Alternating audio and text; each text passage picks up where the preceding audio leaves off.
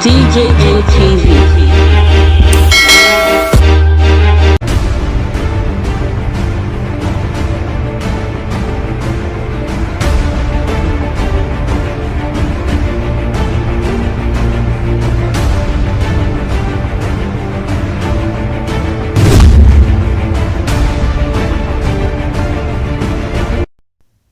For we news for this time, Nigerians don't condemn CBN ban of cryptocurrency. Correct ogbonge country people, una welcome to DJM TV News. My name na Stanley Okocha. Na me wan knack una the tori as e take shele for this time. Now, the news as e take shele. Many Nigerians don't come out, condemn the ban of cryptocurrency when the Central Bank of Nigeria, CBN, don't knack for the business.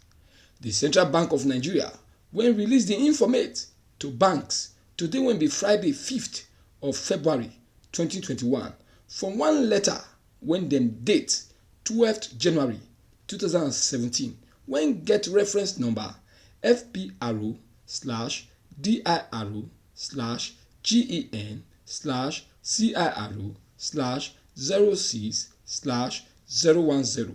Come tell deposit money banks when we know as DMBs, non-banking financial institutions when we know as NBFIs, other financial institutions when we know as OFIs, and everybody for Nigeria say na different wadu and GBT. 9 people they use the business they do. So the highest bank for Nigeria come say for the letter, say for that reason, money when people they pay and receive for cryptocurrency don't cancel from today, and anybody or bank when them catch see they do the business for Nigeria go receive serious punishment. The letter consti talk say make all the commercial banks cancel all the account when country people open to take they do the business for the bank. Inside this matter, so many country people for Nigeria come out to say the move when Central Bank of Nigeria CBN make so say e not correct at all.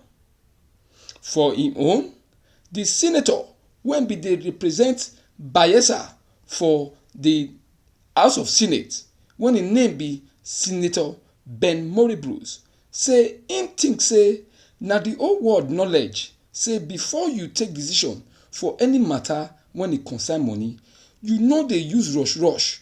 You go first of all think am well before you go take the decision. But this kind one when CBN take so, him see am say they not just think am at all, they just rush.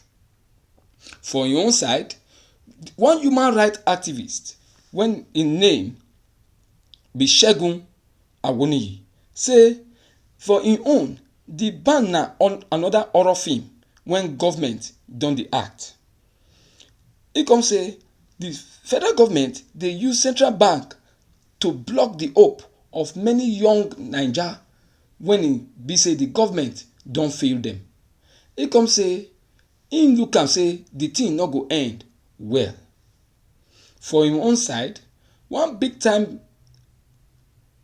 senator when he represent Kaduna for the 8th National Assembly for Senate, when his name be Senator Sani Shehu, come say him hear say the CBN announce am, but he never believe say na true. Say if na true, e be like say na to dey run backward na him the country dey, with the question why dem go ban cryptocurrency. Inside there, one big blogger for Naija when his name be Japhet Omojuwa come talk say people when go fit use money to make Naija better, Naija budget better, dem go bet for Bitcoin.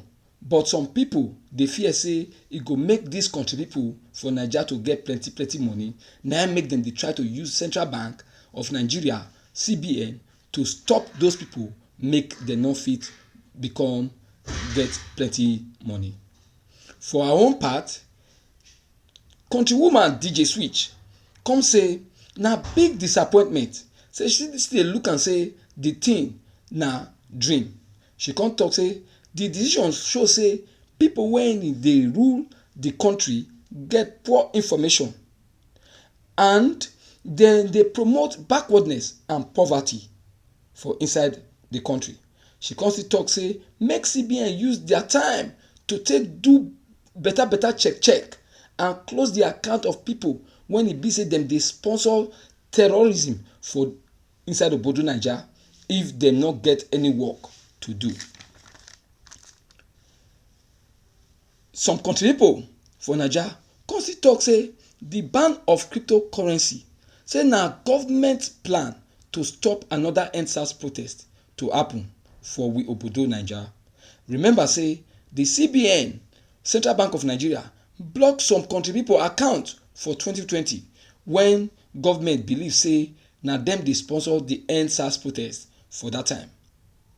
Remember say for December 2020, Quartz Africa talk say na Naija be number 2 for the whole world for Bitcoin market after country pipo for Naija dey do business when e reach 60,215 bitcoins for the last 5 years. Country pipo, na here our tori for end. Abeg, if this one na the first time when you take dey see our news videos like this, we wan beg una make una subscribe and dey follow us for all our social media platforms. The name na DJM TV. My name na Stanley Okocha. Until next time when we go still bring una tori wey go don dey shele for that particular time, we wan tell una big thank you for the time wey una don spend to take watch us. Una do well. DJM TV.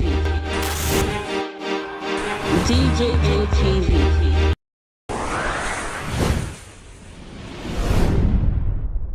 Fulani people don't say no, they don't like it. Welcome to DJM TV. DJM TV. DJM TV. DJM TV. DJM TV. Some of the delegates and ask them questions. DJM TV.